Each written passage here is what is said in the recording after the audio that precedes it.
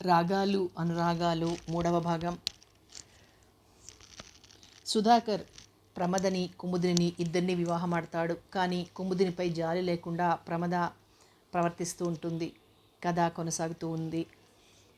సరే తప్పుతుందా, ఎంతైనా చిన్నరాణి గడుసుది ప్రమదను కవ్విస్తూ అన్నాడు సుధాకర్. అంటూ గర్వంగా నవ్వింది ప్రమద. వాతావరణం తేలికైనందుకు నిట్టూర్చింది కుముద. కాశ్మీర్కి వెళ్లే రోజు కూడా ఆసన్నమైంది. ప్రమదకెంతో సంతోషంగా ఉంది. ప్రకృతి వైచిత్రాలను చూడాలని ఉబలాటపడసాగింది. ప్రమద పెంకితనానికి అసహ్యం వేసింది సుధాకర్కి. అందరూ కారులో ఏరోడ్రోమ్కి వెళ్లారు. ప్లేన్ వెళ్ళడానికి సిద్ధంగా ఉంది. ప్రమద పంజాబీ డ్రెస్ ధరించి ఎంతో అందంగా ఉంది. బుగ్గన బ్యూటీ స్పాట్, పెదవులకి రంగు ఆమె అందాన్ని ద్విగుణీకృతం చేస్తున్నాయి. సుధాకర్ కుముదిని భుజంపై చేయి వేస్తూ, కుముద వెళ్ళొస్తామో, కాశ్మీర్ నుంచి నీకేం కావాలో చెప్పు, తెస్తాను అన్నాడు. అతని చేతులు తన చేతిలోకి తీసుకుని, నాకేం అక్కర్లేదు, మీరు క్షేమంగా తిరిగి వస్తే అంతే చాలు అనురాగంతో అంది. నీదెంత మంచి హృదయం కుముద, ఆర్ద్రంగా అంటూ ఆమె చేతిని మృదువుగా పెదవులు కానించుకుని వదిలేశాడు. వాళ్ల అన్యోన్యత చూసి మండిపడింది ప్రమోదిని. ఇది పడకగది కాదు, వెటకారంగా వాళ్లకి వినిపించేటట్టన్నది. సుధాకర్ మనసు బాధపడింది. కుముద మొహం చిన్నబోయింది.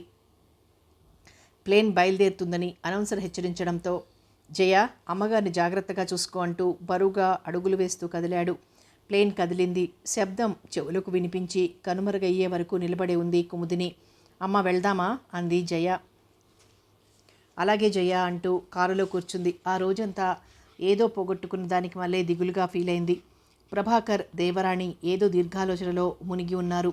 ప్రభాకర్ ఇప్పుడే మంచి సమయం, ఆ గుడ్డిదాంతో సంతకం పెట్టించుకుని ఆస్తినంతా చేజిక్కించుకుని మనిద్దరం హాయిగా ఫారిన్ చెక్కేద్దాం అని యాపిల్ ముక్కలు నోట్లో వేసుకుంది.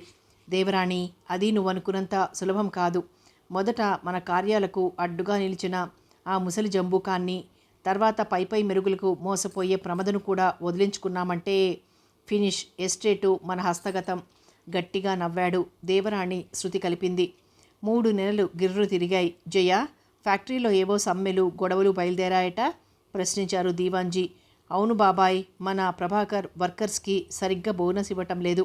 3 నెలల జీతం బకాయి పెట్టాడు.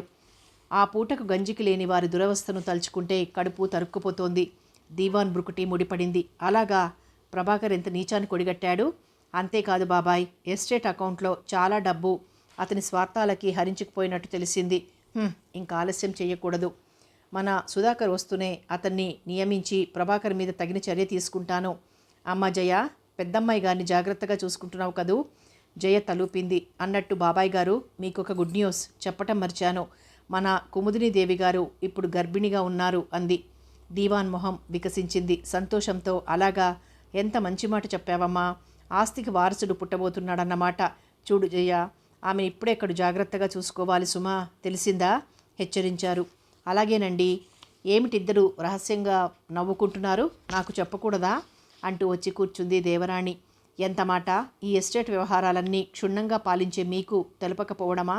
తప్పు అంటూ ద్వారం వద్ద ఉన్న రంగన్నను పిలిచి అతని చెవిలో ఏదో చెప్పింది జయ. అతను నవ్వుకుంటూ పరుగున వెళ్ళి మిఠాయి తెచ్చాడు. జయ మిఠాయిని దేవరాణి నోట్లో ఉంచి, మనకు బుల్లి జమీందారు గారు పుట్టబోతున్నారు అంది నవ్వుతూ. ప్రమద కడుపుతో ఉందా? కాదమ్మా, మన కుముదిని దేవి గారు. కుముదినియా? అయిష్టతను మొహంలో కనపడనీయకుండా చిరునవ్వు తెచ్చుకుంది. అబ్బా, ఎంత చల్లని మాట చెప్పావు. ఇంతకీ కుముదిని ఎక్కడా అంటూ మేడమెట్ల దగ్గరకు నడిచింది. కుముదిని ఈరోజు సిద్దినం. పూలు కడుతున్న కుముదిని చేయి పట్టుకుంది. అమ్మాయి, ఇక ముందు నువ్వెలాంటి పనులు చేయకూడదు. నువ్వు ఆజ్ఞాపిస్తే చాలు 100 మంది నౌకర్లు నీ ముందుంటారు. ఏమిటత్తయ్యా, నాకేం అర్థం కావటం లేదు. ఇంతకీ నాకేమైంది ఇప్పుడు? అదేమిటి అల్లా అంటావు? నీ అందం, నీ వంటి తీరుతెన్నులు చూస్తూనే తెలుస్తోందిగా. ఇక నెలలలో పండంటి పాపాయిని ఎత్తుకుంటావు. బుగ్గలు చిదిమింది. ఓ, ఇందుకా మీ హడావిడి అంటూ సిగ్గుపడింది. అవును, అన్నయ్యే చచ్చి నీ కడుపును పుడుతుంటే సంతోషం కాక మరేమిటి? చూడు జయ, అమ్మాయి గారికి సీమంతం ఘనంగా జరిపించాలి. అలాగేనండి, వస్తాను కుముద. ఈ సంగతి అందరితో చెప్పొద్దు. అన్నట్లు నీకు పుల్లటి మామిడికాయలు పంపనా? కుముద సిగ్గుతో తలూపింది. పాపం, బంగారు తల్లి అంటూ తల నిమిరి మెటుకలు విరిచింది లేని మమకారం తెచ్చుకుని. దేవరాణి వెళ్ళిన దిక్కే చూస్తూ నిట్టూర్చింది జయ. జయ పుట్టబోయే బాబుకి స్వెట్టర్ అల్లాలనుందే. అలాగే అల్లండి ప్రోత్సాహం ఇచ్చింది. తాను తల్లిని కాబోతున్నందుకు లోపల ఎంతగానో పొంగిపోయింది కుముదిని. దివా దివాణంలో మళ్ళీ నూతన కళాకాంతులు విరిశాయి. బంట్రోతులు దగ్గర నుంచి ప్రతి ఒక్కరూ బుల్లి జమీందారు గారు పుట్టబోతున్నారని సందడిగా సంతోషంగా ఉన్నారు. సుధాకర్ తను వెళ్ళాక 2-3 ఉత్తరాలు రాశాడు కుముదకు. జయతో ఉత్తరాలు చదివించుకొని సంతోషంతో మురిసిపోయింది. తాను కాశ్మీర్ మొదలగు సుందర ప్రదేశాలు చూడలేకపోయినా సుధాకర్ రాసిన వర్ణనను బట్టి ఊహించుకుని తృప్తి పడింది. అబ్బా, వారు వెళ్ళి అప్పుడే 3 నెలలు దాటిపోతోంది. ఇంకా ఎప్పుడొస్తారో ఏమో అంటూ సుధాకర్ కోసం ఎదురుతెన్నులు చూడసాగింది. ఈరోజు రేపో వచ్చేస్తారులేండమ్మా అంటూ సమాధానపరిచేది జయ. తాను తల్లి కాబోతున్నాను అన్న శుభవార్తను అతనితో ముందుగా తానే చెప్పాలని ఆమె మనసు తహతహలాడింది. కుముదిని ఎదురుచూసిన శుభదినం రానే వచ్చింది. చూడవలసిన ప్రదేశాలన్నీ చూసుకుని సుధాకర్ ప్రమదలు ఇంటికి చేరారు. కుముదిని కోసమని కాశ్మీర్ పట్టుచీరలు, శాలువలు, నగలు మొదలైనవి తెచ్చాడు సుధాకర్. కుముదిని అతని బాహువుల నుండి విడిపించుకొని, టూరు చాలా రోజులు వెళ్ళారే అంది. అవును కుముదా, చూడవలసిన ప్రదేశాలు ఎన్నున్నాయనుకున్నావు? అక్కడికి సాధ్యమైనంత వరకు చూశాము. ఇంకా కొన్ని రోజులుందామని ప్రమద పట్టుబట్టింది. నేనే బలవంతాన తీసుకొచ్చాను. ఇంతకీ తొందరగా రానందుకు దేవిగారికి నా మీద కోపంగా లేదు కదా? ఆమె గడ్డాన్ని పట్టి పైకెత్తుతూ ప్రశ్నించాడు. తల అడ్డంగా తిప్పుతూ అంది. నాకు తెలుసు, నీ మనసు చాలా మంచిది. సరే కానీ నీలో రోజురోజుకి అందం పెరిగిపోతుందే, కారణం తెలుసుకోవచ్చా? కొంటెగా అడిగాడు. వదలండి, ఎవరైనా చూస్తారు. అబ్బే, ఇక్కడెవ్వరూ లేరు, మనం తప్ప. చెప్పు, ఏమిటా రహస్యం? మరే మీరు తండ్రి కాబోతున్నారు అంటూ 2 చేతులతోనూ మొహం కప్పుకుంది సిగ్గుతో.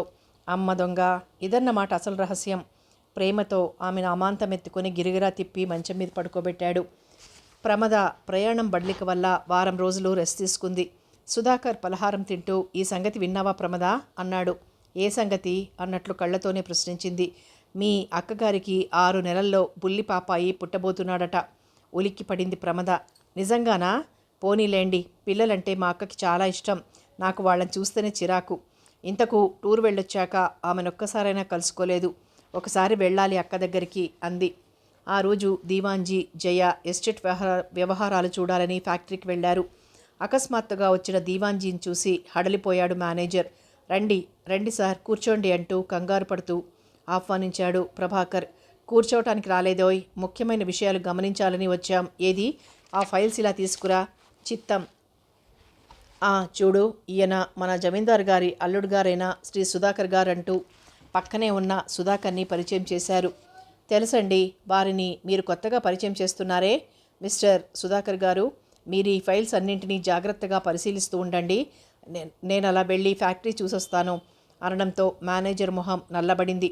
అలాగేనండి అంటూ తలూపాడు సుధాకర్. దీవాన్ గారు వెళ్ళిపోగానే సుధాకర్ ఫైళ్లన్నీ జాగ్రత్తగా తిరగేశాడు. మొత్తం మీద 2 కోట్ల రూపాయల దాకా నష్టం వచ్చినట్లు సుధాకర్ ద్వారా తెలుసుకున్న దీవాన్ గారు మండిపడ్డారు.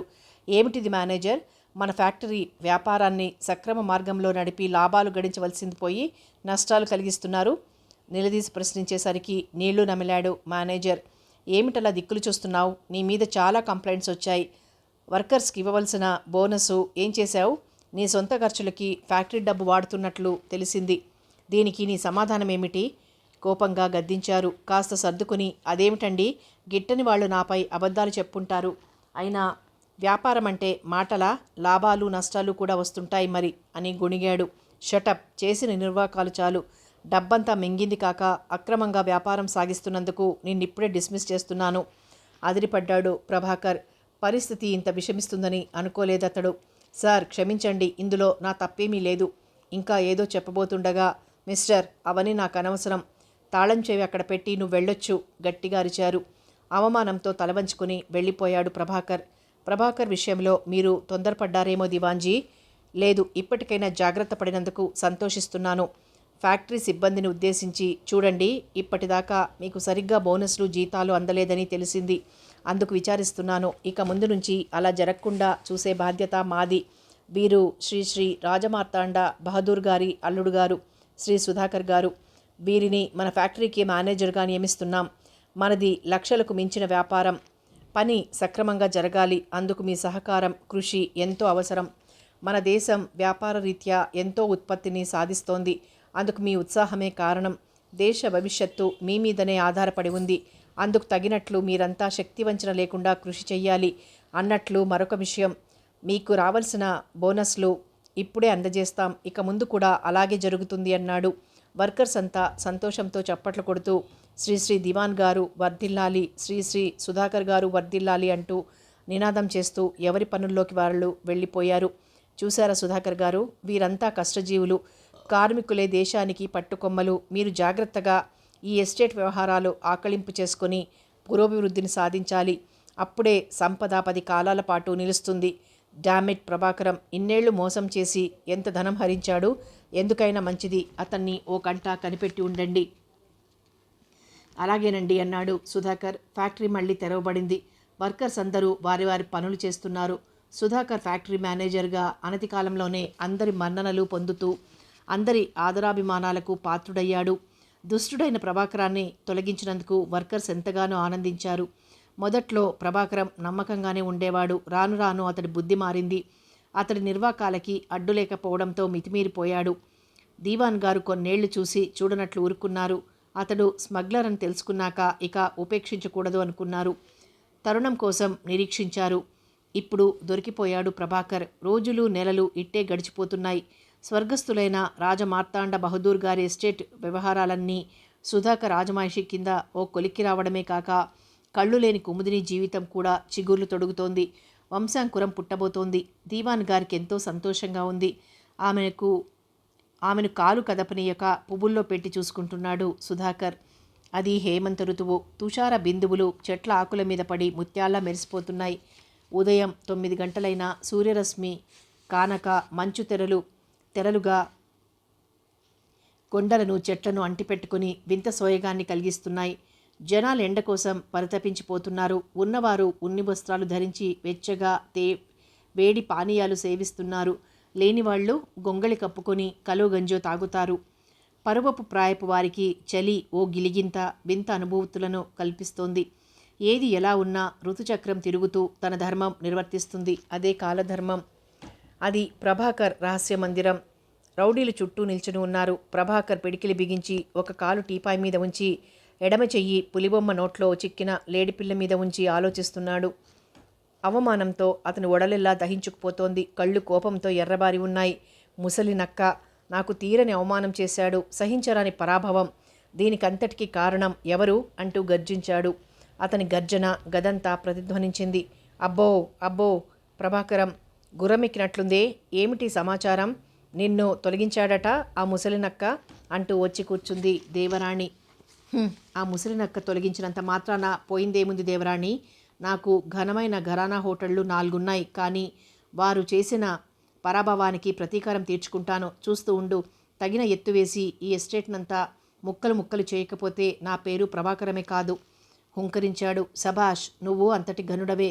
కానీ కొద్ది రోజుల్లో ఈ ఎస్టేట్కి వారసుడు పుట్టబోతున్నాడు. ఒకే దెబ్బ 2 పిట్టలన్నమాట. వికటంగా నవ్వాడు. ఇంతకీ నీ ఉద్యోగం పోవడానికి కారణం ఎవరంటావు? ఇంకెవరు? ఆ రాక్షసి జయ ఉందిగా. బాబోయ్, అది ఈ దివాణంలో ఉండేంత వరకు మనకన్నీ ఆటంకాలే. అసంభవం. దాన్ని తొలగించి వేస్తాను అంటూ కత్తితో యాపిల్ పండును బలంగా గుచ్చాడు. చూడు దేవరాణి, దివాణం వైపు ఒకసారి ఎక్కడుందో కనుక్కున్నావా? అదంత సులభం కాదు. ఆ జవహరి రాణి సునందాదేవి గారి గదిలో భద్రపరిచినట్లు తెలుస్తోంది. ఎక్కడున్నా సరే దాని ఆచూకీ తీయాలి. చూద్దాం, ఆ సంగతి నాకు వదిలేయ్. వస్తాను అంటూ బయలుదేరింది. ప్రమద అద్దం ముందు కూర్చొని టాయిలెట్ అవుతోంది. అక్కయ్య గర్భిణి అని తెలిసినప్పటి నుంచి ఆమెకు లోటుగానే ఉంది. సుధాకర్ తరచూ ఆమె గదిలో గడిపి రావడం మరింత బాధ కలిగిస్తోంది. అంతలోనే ప్రభాకర్ గుమ్మంలో అడుగు పెడుతూ, శ్రీమతి ప్రమదా సుధాకర్ గారు, నేను లోపలికి రావచ్చా? నవ్వుతూ ప్రశ్నించాడు. ఓ ప్రభాకరా, రావచ్చు. అవును గాని నా పేరు ఒట్టి ప్రమోదిని మాత్రమే. ఆ తోక ఎందుకు? ప్రభాకర్ సోఫాలో కూర్చుంటూ, ఎంత మాట, భర్త పేరు చివరిని తగిలించుకోవడం ఇప్పుడు ఫ్యాషన్ కదా అన్నాడు. రంగన్న, కాఫీ టిఫిన్ పట్టుకురా. చిత్తం. అన్నట్టు నిన్ను డిస్మిస్ చేశాడట దీవాన్జీ. నాకెంతో బాధగా ఉంది. విచారంగా మొహం పెట్టి, పోనీలేండి, అయిందానికి కాందానికి విచారించి ఏం లాభం? పోనీ ఓ పని చేస్తారా? ఆశగా అన్నాడు. ఏమిటది? నన్ను మీ సెక్రటరీగా పెట్టుకోరాదు? ప్రమద నవ్వింది. సరేలేండి, అలాగే. చూడండి, ఓ మాట చెప్తాను, మీరు కోపగించుకోరు కదా? మీ అందం రోజురోజుకి ద్విగుణీకృతం అవుతోంది. ఇప్పుడు నిజంగా అజంతా శిల్పానికి మళ్ళీ ఉన్నారు. ఏం ప్రభాకరం, పొగడ్తలు ఎప్పటి నుంచి అలవాటు చేసుకున్నావు? ఎంతైనా మీ సెక్రటరీనే కదండి. ఇద్దరు నవ్వుకున్నారు. మీలాంటి అందమైన అమ్మాయిల కోసం మా డైరెక్టర్ నికేతన్ గారు గాలిస్తున్నారు. అలాగా, సినిమా డైరెక్టరేనా? అవును. మరి వారిని వెంట పెట్టుకుని రాలేకపోయావా?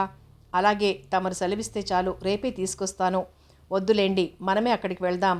ఓకే. ఆయన దాస్ప్రకాష్ హోటల్లో బస చేశారు. రేపు 11 గంటలకు వెళ్దాం, రెడీగా ఉండండి. అలాగే, హుషారుగా అంది. నాకు సెలవు ఇప్పిస్తారా మరి? నవ్వుతూ పైకి లేచాడు. ప్రమద సినిమాలో చేరాలని సరదా పడుతోంది. నాన్నగారి హయాంలో తన ఆశలు ఆశయాలు ఏవీ తీరనే లేదు. ఇప్పుడైనా వచ్చిన అవకాశాన్ని పోగొట్టుకోకూడదని ఓ దృఢ నిశ్చయానికి వచ్చింది. అంతవరకు వీరిద్దరి సంభాషణలు వింటున్న సిఐడి లాంటి జయ అలికిడి విని కర్టన్ దగ్గరగా తోసి ఏమీ ఎరగందానికి మళ్ళీ వరండాలో వయ్యారంగా నడిచి వెళ్ళింది. ప్రభాకర్ జయను చూసి గబగబా అడుగులు వేస్తూ ఆమె పొడవాటి వాలుజడను పట్టుకొని గుంజాడు. ఆమె అమాంతం అతని బాహువుల్లో ఇరుక్కుంది. ఏయ్ ప్రభాకర్, వదులుతావా లేదా? గట్టిగా అరిచింది. జయ, ఎన్ని రోజుల నుంచో ఎదురు చూస్తూ ఉన్నాను, కాదనకు. బలవంతం చేయబోయాడు. ఛీ పశువ, పచ్చని సంసారంలో చిచ్చు పెట్టే కాల సర్పానివి నువ్వు. నిన్ను ప్రేమించాలా? బలంగా అతని చేతిని రక్తం వచ్చేలా కొరికింది. బా రాక్షసి అంటూ వదిలేశాడు. జయ గబగబా పరుగులు తీసింది. అబ్బా, ఎంతగా గాయపరిచింది! దీని అంతు తేల్చకపోతానా? గొణుక్కున్నాడు. రంగన్న అటే వస్తూ, ఏం బాబు, ఎట్లా ఉంది? పుల్లగుందా, తీయగుందా అంటూ ముసిముసిగా నవ్వాడు. బ్లడీ ఫూల్, నీకు కూడా పరిహాసంగా ఉందా? చెయ్యెత్తబోయాడు. ఆగండి బాబు, ఉద్యోగం పోయినా ఉక్రోషం పోలేదు. ఎందుకైనా మంచిది దివాణం ఛాయలకి రాకండి. దివాన్జీ చూస్తే బేడీలు తగిలించి జైల్లో కూర్చోబెట్టగలరు. జాగ్రత్త. నవ్వుకుంటూ వెళ్ళిపోయాడు. కోపంతో కాలితో నేలను గట్టిగా తన్నాడు ప్రభాకర్. అతనిలో అసూయ ద్వేషాలు రగులుకున్నాయి.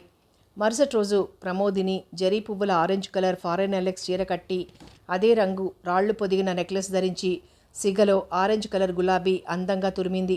చేతులు లేని చోళీ వేసుకుంది. పెదాలకు లిప్స్టిక్ దిద్దింది. తెల్లటి నునుపాటి దేహం, అందులో అర్ధనగ్నంగా ఫ్యాషన్గా కప్పుకున్న పైట ఆమె వక్షస్థలం నుండి జారిపోతూ ఉంటే మాటిమాటికో సర్దుకుంటూ ఉంది. వయసులో ఉన్న మగవాడు ఆనందపడేలా ఉంది ఆమె అందం.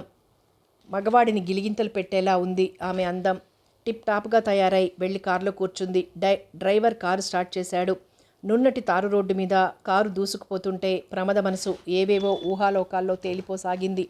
దాస్ ప్రకాష్ హోటల్ దగ్గర వెయిట్ చేస్తున్నాడు ప్రభాకర్. కారు డోర్ తీస్తూ, హలో, మీకోసం ఎదురుచూస్తున్నాను, రండి అంటూ హోటల్లోకి దారి తీశాడు. అతని వెనకనే ప్రమద టీవీగా నడుస్తూ మెట్లెక్కిపోతుంటే అక్కడ గుమిగూడిన జనం ఒకరి మొహాలు ఒకరు చూసుకుని సైగలు చేసుకున్నారు. ఎవర్రా ఈ బ్యూటీ? ఒరేయ్, సినిమా స్టార్ ఏమోరా? ఏమో, ఏమిట్రా పిచ్చి సన్నాసి, ఈమె హీరోయినే. పై రూమ్లో సినిమా డైరెక్టర్ ఉన్నాడు. అలాగా, నోరు వెళ్ళబెట్టాడు మరొకడు. డైరెక్టర్ గదిలో కుర్చీలో కూర్చుని సిగరెట్ కాలుస్తున్నాడు. ప్రమదను ప్రభాకర్ని చూసి సిగరెట్ పారేసి రండి రండి అంటూ ఆహ్వానించాడు. ప్రమోదిని దేవి, ఈయనే డైరెక్టర్ నికేతన్ గారు. నమస్తే అంది ప్రమోదిని. నేను చెప్పాను కదండి, ఈమె ప్రమోదిని దేవి. ప్రతి నమస్కారం చేశాడు. అలా కూర్చోండి. బాయ్, కాఫీలు పట్టుకురా. చిత్తం. వెళ్ళిపోయాడు బాయ్. ప్రమద వైపు తిరిగి, మీ గురించి ప్రభాకర్ గారు నాకంతా చెప్పారు. ఇంతకీ మీకు సినిమాలో చేరాలని ఎందుకు అనుకుంటున్నారు? ప్రశ్నించాడు. ప్రమద ఉత్సాహంగా తన చిన్నప్పటి ఆశలు అన్నీ వివరంగా చెప్పింది. తనకున్న సందేహాలన్నీ తీర్చుకుంది. కళారాధనే నా లక్ష్యం. ఇంతలో బాయ్ కాఫీలు తెచ్చాడు. బేష్, మీకు సినిమా జీవితం గురించి ప్రత్యేకమైన అభిప్రాయం, ఆశయం ఉన్నందుకు చాలా సంతోషం. మీకు హీరోయిన్ లక్షణాలన్నీ చక్కగా కుదిరాయి. ఏది, ఒకసారి అలా నడవండి. ప్రమద లేచి ఒయ్యారంగా నడుము అటు ఇటు ఊపుతూ హంసలా నడిచింది. అబ్బా, అద్భుతం. ఇంతవరకు ఎంతో మంది హీరోయిన్లను చూశాను, కానీ మీలాంటి అందగత్తెను మాత్రం చూడలేదు. మేము తీయబోయే పిక్చర్లో మిమ్మల్ని హీరోయిన్గా బుక్ చేస్తున్నాం. థ్యాంక్స్, చాలా సంతోషం అండి. చూడండి, ఫిబ్రవరిలో పిక్చర్ షూటింగ్కి డార్జిలింగ్లో తీయబోతున్నాం. మీ ఆశయాలు ఫలించినట్టే. అన్నట్టు మరో మాట, మేము తీయబోయే పిక్చర్లలో 5 సంవత్సరాల పాటు నటిస్తానని అగ్రిమెంట్ రాసివ్వాలి. ఏమంటారు? అలాగే, అంతకంటేనా? నాకు మంచి పేరు రావాలి. తప్పకుండా. చూడండి, 1-2 పిక్చర్లలో బాగా నటిస్తే చాలు. డైరెక్టర్లు, ఫోటోగ్రాఫర్లు మీ చుట్టూ తిరుగుతారు. బోలెడు కాల్ షీట్లు. తేలిగ్గా పైకి రావచ్చు. ఏమంటారు? నవ్వుతూ అన్నాడు. కానీ నాకు నటనలో అంతగా అనుభవం లేదు. పర్వాలేదు, అదంతా మేం చూసుకుంటాం. చాలా థ్యాంక్స్ అండి. మీరెప్పుడు రమ్మంటే అప్పుడు రెడీగా ఉంటాను. కానీ ఓ షరతు. ఏమిటది? ఆశ్చర్యంతో చూశాడు నికేతన్. ప్రమోదిని ప్రభాకర్ వైపు చూసింది. ఏం లేదు సార్. ఈమె పుట్టు పూర్వోత్తరాలు మీరు అడగకూడదు. రహస్యంగా ఉంచాలి. ఓస్, ఇంతేనా? That's all right. మీరు మీ వివరాలతో పనిలేదండి. అందానికి నటనకి మేం ప్రాధాన్యతనిస్తాం అంతే. అన్నట్టు మరో మాట, మీ పేరు మార్చుకోవాల్సి ఉంటుంది. చిన్నగా నవ్వింది ప్రమోదిని. సింపుల్గా లతా అని పెడతాను. ఏమంటారు? అలాగే, మీ ఇష్టం. అడ్వాన్స్గా 10,000 ఇచ్చి అగ్రిమెంట్ రాయించాను. అతని వద్ద సెలవు పుచ్చుకుని ఇంటికొచ్చింది. ప్రభాకర్ కారు దిగి, ప్రమద గారు, మళ్ళీ నెక్స్ట్ మంత్ 3వ తేదీన అదే హోటల్లో కలవమని చెప్పారు డైరెక్టర్ గారు. మరి ఏది నా వాటా? అదోలా నవ్వుతూ అన్నాడు. వాటానా? ఓ, మనీ గురించా? ఇందా 2,000 తీసుకో. వస్తా. Bye bye. వరండా మెట్లెక్కి వెళ్ళింది. ప్రభాకర్ డబ్బు ఎగరేస్తూ బంగారు పిట్ట వల్లో పడింది. ఇక దీవాన్ ఆటకట్టు. నా సామిరంగా అనుకుంటూ సిగరెట్ వెలిగించి కసిగా దివాణం వైపు నడిచాడు. పై అంతస్తు బాల్కనీలో నిలబడిన దీవాన్జీని చూసి గతుక్కుమన్నాడు. గబగబ అడుగులు వేస్తూ ఆ ఆవరణ దాటి వెళ్ళిపోయాడు. ప్రమద కూని రాగాలు తీస్తూ నిలువుటద్దం ముందు నిలబడి తన అందం చూసుకుంటూ మురిసిపోతోంది. అమ్మగారు, మీకోసం దీవాన్జీ బయట వేచి ఉన్నారమ్మా అన్నాడు రంగన్న. నాకోసమా? ఎందుకై ఉంటుంది? లోనికి రమ్మని చెప్పు. చిత్తం. దీవాన్జీ లోపలికొచ్చాడు. రండి దీవాన్జీ, బహుకాల దర్శనం అంటూ సోఫా చూపించింది. ఏం లేదమ్మా, ప్రభాకరం మళ్ళీ ఎందుకొచ్చాడు? ప్రమద నవ్వి, అతనంటే మీకెందుకంత కోపం దీవాన్జీ? కొన్నేళ్ల నుంచి మన ఎస్టేట్లో పనిచేశాడు. పాపం, అతన్ని డిస్మిస్ చేశారట అంది. అమ్మాయి అని ఎస్టేట్ వ్యవహారాలు మీకు తెలీదు. ఎవరిని ఎక్కడుంచాలో అక్కడే ఉంచాలి. అది సరే గాని మీరు ప్రభాకర్తో కలిసి దాస్ ప్రకాష్ హోటల్కి వెళ్ళడం ఏం బాగులేదు. అతనితో తిరగటం అంత మంచిది కాదు గంభీరంగా అన్నాడు. ప్రమోదిని మొహం ఎర్రబడింది. నేను వెళ్ళినట్టు మీకెలా తెలిసింది? ఓహో, మా మీద నిఘా ఉంచారన్నమాట. అవును, కొన్ని పరిస్థితుల్లో తప్పదు మరి అంటూ లేచి పచాలు చేసాగారు. నువ్వు అనుకుంటున్నట్లు ప్రభాకరం మంచివాడు కాదమ్మా. తెల్లనివన్నీ పాలని, నల్లనివన్నీ నీళ్ళని భ్రమిస్తున్నావు. నో, ఆ విషయం నాకు తెలుసు. మీరేం చెప్పనక్కర్లేదు. మీరనుకున్నంత తెలివి తక్కువ దాన్ని కాదు నేను సినిమాలు చేరబోతున్నాను. కొద్ది రోజుల్లో మద్రాసు వెళ్తున్నాను నిశ్చయంగా చెప్పింది. పచారులు చేస్తున్న వాడల్లా టక్కున ఆగిపోయి ఆశ్చర్యంతో ఆమె వైపు చూశాడు. ఏమిటమ్మా నువ్వు అంటున్నది? ఒక ఘరానా జమీందారు వంశంలో పుట్టిన మీరు సినిమాలు చేరబోతున్నారా? సంపద, విద్య, వివేకం, తగిన భర్త అన్నీ ఉన్న మీరు ఇలా ప్రవర్తించడం మన జమీందారు వంశానికి తీరని కళంకం తీక్షణంగా అన్నాడు. ప్రమద మొహం వివర్ణమైంది. దీవాన్జీ, ఇది నా స్వవిషయం. సినిమాలో నటించాలనే కోరిక నాకుంది అంతే. మీరెన్ని చెప్పినా నా లక్ష్యం మారదు ఆవేశంగా అంది. అంతేనా? నీ నిర్ణయం మారదా? గట్టిగా ప్రశ్నించారు. మారదు, అంతకంటే గట్టిగా అంది. నీ మంచికే చెప్పానమ్మా. వినకపోతే నీ కర్మ. స్త్రీ బుద్ధి ప్రళయాంతకం అన్నారు. ఒక్కసారి ఆలోచించమ్మా, నీకే అర్థమవుతుంది. వస్తాను అంటూ కోపంగా వెళ్ళిపోయారు. తను సినిమాలో చేరితే ఈ దివాణం పరువు పోతుందట. చాదస్తం కాకపోతే మరేమిటి? అన్నింటికీ అడ్డుపుల్లలు వేసి నేను ప్రేమించి పెళ్లి చేసుకోబోతుంటే సవతి పోరొకటి కల్పించి నా లైఫ్ పాడు చేశారు. ఇది సహించరాని అవమానం. నా నిర్ణయానికి తిరుగులేదు. ఇప్పుడు ఎవడడ్డొస్తాడో అది చూస్తానో కసిగా అనుకుంది.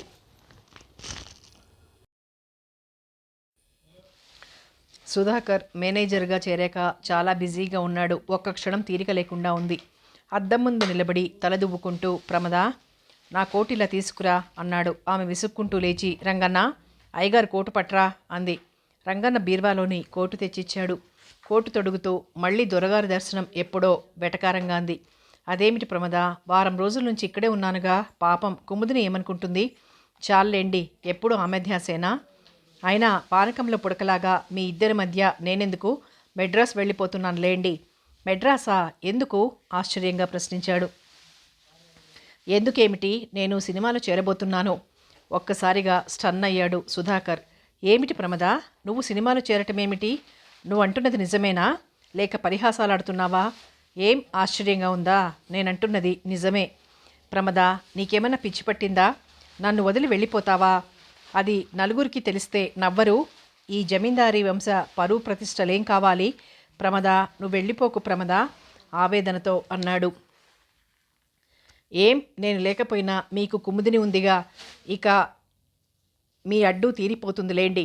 అవేం మాటలు ప్రమద, నువ్వు మాకడ్డని ఎవరన్నారు? ఇప్పుడు నీకొచ్చిన లోటేమిటి? ఒకరనాలా నా లోటేమిటో మీరింకా గ్రహించలేదా?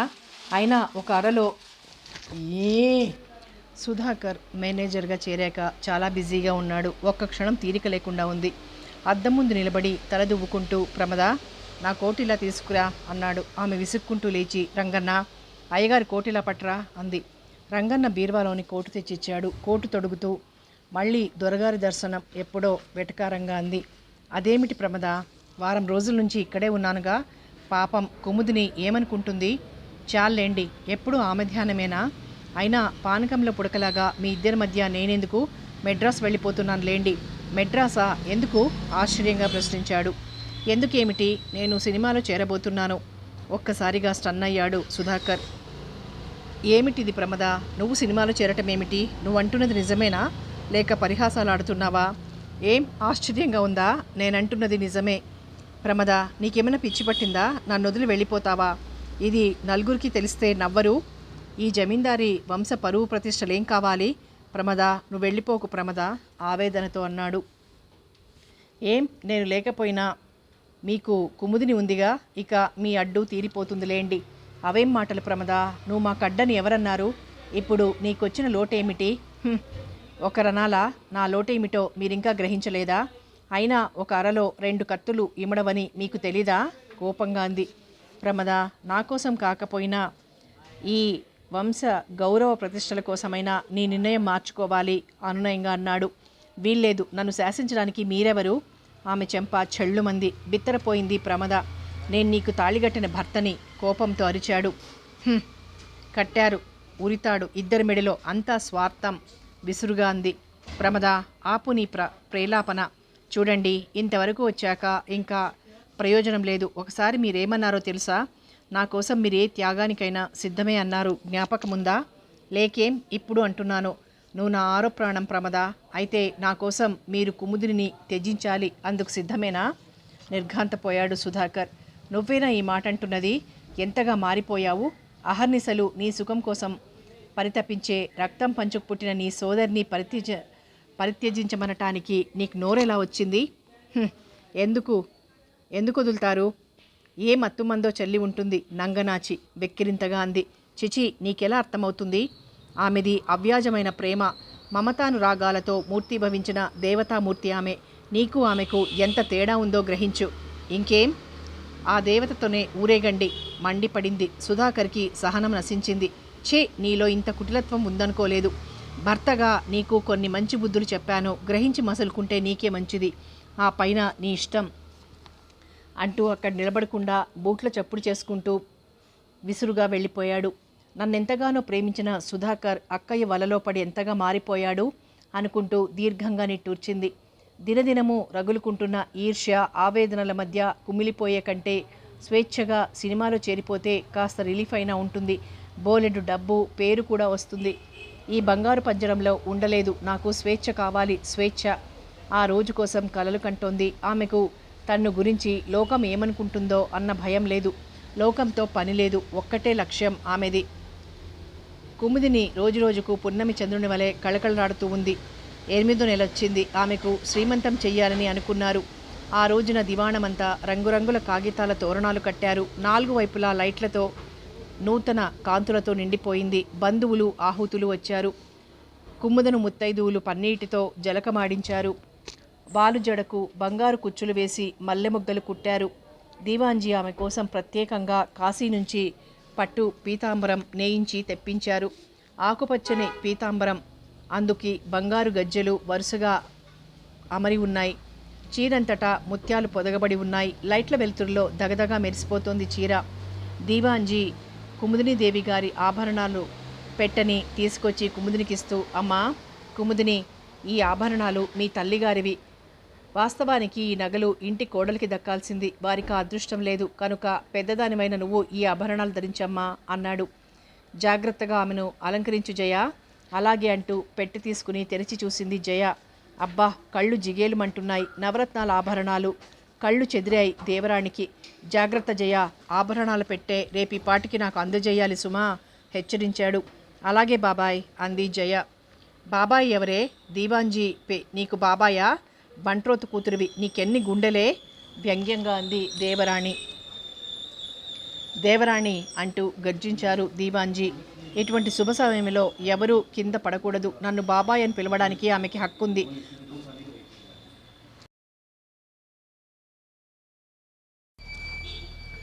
రంగన్న పెంచిన కూతురైన ఆమెకు ఈ దివాణంలో ఉండే ఆదరాభిమానాలు మీకు తెలిసిందే కదా.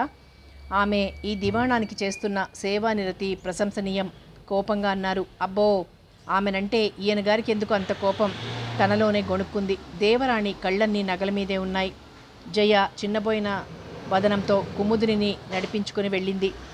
జయ, అత్తయ్య మాటలకి నువ్వేమీ బాధపడకు, ఆమె విషయం మనకు తెలిసిందేగా అంటూ ఆమెను ఊరడించింది కుముదిని.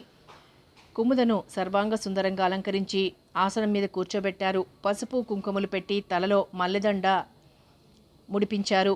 చేతులకు నిండుగా ఆకుపచ్చని గాజులు తొడిగారు. సుధాకర్ ఈ వైభవాన్నంతా కళ్ళారా చూస్తూ ఆనందించాడు. కుముద లేచి సిగ్గుపడుతూ దీవాంజీ పాదాలకు నమస్కరించింది. దీవాంజీ ఆమె మీద అక్షంతలు చల్లి, లేమ్మా, గుమ్మడి పండులాంటి కొడుకును కని పిల్లా పాపలతో వర్ధిల్లమ్మా అంటూ ఆశీర్వదించారు.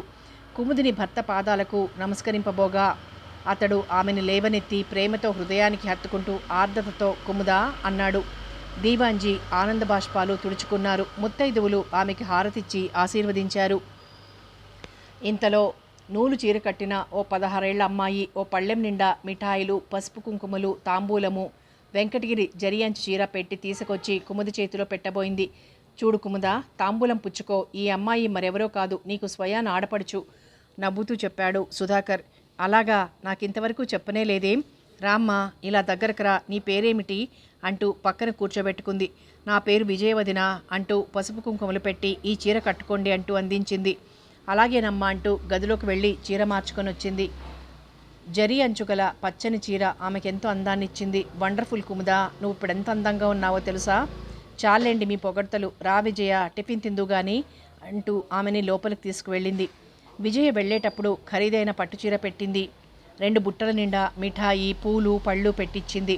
డ్రైవర్, ఈమెను వాళ్ళ ఇంటి దగ్గర దింపిరా అంది. అలాగే అమ్మగారు అంటూ డ్రైవర్ వెళ్ళిపోయాడు. సుధాకర్ కూడా చెల్లెలతో పాటు తమ ఇంటి వైపు వెళ్ళాడు. వారం రోజులు గడిచాయి. హఠాత్తుగా మహారాణి గదిలో ఉన్న నగలపెట్టే మాయమైంది. దీవాంజీ అందరినీ సమావేశపరిచారు. అందరి గుండెలు అరచేతిలో పెట్టుకుని భయాందోళనలతో దిక్కులు చూస్తున్నారు. దీవాంజీ గంభీరంగా అటు ఇటు పచార్లు చేస్తున్నాడు. అమ్మాయి కుముదా, ఈరోజు రాత్రి నగలపెట్టే ఎవరి చేతికిచ్చావు? మన జయ చేతికిచ్చానండి, భద్రపరచమని. ఏం జయ, దీనికి నీ సమాధానం ఏమిటి? జయ వణికిపోతూ ఆ పెట్టెను యథాస్థానంలోనే భద్రపరిచానండి అంది. మరి భద్రపరిచిన పెట్టె ఎలా మాయమైంది? తీక్షణంగా ప్రశ్నించారు. ఎలాగా, నే చెప్తాను వినండి. ఆ పెట్టెను కుముదిని తన ఆడపడుచుతో సాగనంపింది. అత్తయ్య, లేనిపోని నిందలు వేయకండి అరిచింది కుముద. అయ్యో, ఉన్నమాటంటే ఉలికెందుకమ్మా? చేతులు తిప్పింది. అమ్మాయి ప్రమద, ఆ పెట్టె సంగతి నీకేమైనా తెలుసా? లేదు మామయ్య, నేనసలు అమ్మ గదిలోకే వెళ్ళలేదు. దీవాంజీ చాలాసేపు ఆలోచించి ఒక నిశ్చయానికి వచ్చాడు. ఈ విషయం ఇలా తేలదు, పోలీస్ రిపోర్ట్ ఇస్తే గానీ గుట్టు బయటపడదు తల పంకించాడు. దేవరాణి, ప్రభాకర్ ఒకరి మొహాలొకరు చూసుకుని మెల్లగా అక్కడి నుంచి జారుకున్నారు. అలా చెయ్యండి దీవాంజీ, అందరి రోగం కుదురుద్ది. ఇంటి దొంగల్ని ఈశ్వరుడైనా పట్టలేడు అన్నాడు రంగన్న. దీర్ఘంగా నిట్టూర్చాడు దీవాంజీ. నగలెవరు అపహరించి ఉంటారో ఆయనకి బాగా తెలుసు. ప్రమద తాను అనుకున్న పథకం ప్రకారం సినిమాల్లో చేరడానికి మద్రాసు వెళ్ళిపోయింది. ఆమె దివాణం విడిచి వెళ్ళిపోవడం కుముదినికి, సుధాకర్కి చాలా బాధ కలిగించింది. తోబుట్టువుతో కలిసిమెలిసి ఇన్నేళ్లు గడిపిన కుముదినికి ఆమె వెళ్ళిపోవడంతో తీరని లోటు ఏర్పడింది. అప్పుడే తన వలననే ప్రమద వెళ్ళిపోయిందని తెలిసినప్పుడు ఆమె హృదయాన్ని శూలాలతో పొడిచినట్లు బాధపడింది. ఆమె విచారాన్ని పోగొట్టేందుకు జయ శతవిధాలా ప్రయత్నిస్తోంది. కుముదిని ఒక శుభముహూర్తాన మగబిడ్డను ప్రసవించింది. దాంతో అంతవరకు దివాణంలో అలుముకున్న విచారం తొలగిపోయి దాని స్థానే ఆనందం వెల్లివిరిసింది. బుల్లి జమీందారు పుట్టాడని అందరూ సంతోషపడిపోయారు. యాపిల్ పండులాంటి చెక్కిళ్ళు, విశాలమైన కళ్ళు, సుడులు తిరిగిన జుట్టు, గులాబీ రేకుల వంటి పెదవులు, కొంచెం తాతగారి లాగానో కొంచెం సుధాకర్ లాగానో కుముదిని లాగానో ఉన్నాడు బాబు. అంత అందమైన బాబును చూసుకునే అదృష్టం లేదు కుముదినికి. దేవుడు తనకు నేత్రాలు ఇవ్వకపోయినా తన బిడ్డకు ఎంతో పెద్దవైన కళ్ళు ప్రసాదించినందుకు మనసారా ఆనందించింది. ఓ శుభముహూర్తాన బాబుకి బారసాల చేసి జయచంద్ర అని నామకరణం చేశారు. వారం రోజులు అయింది. నగలపెట్టే ఆచూకీ ఏమీ దొరకలేదు. బాబు ఆలనా పాలనతో ముద్దు మురిపాలతో రోజులు హాయిగా గడిచిపోతున్నాయి కుముదినికి. బుల్లి బుల్లి మాటలతో చేష్టలతో బాబు బాలచంద్రునిలాగా దినదినాభివృద్ధి చెందుతూ సంవత్సరం వాడయ్యాడు. కథ కొనసాగుతుంది.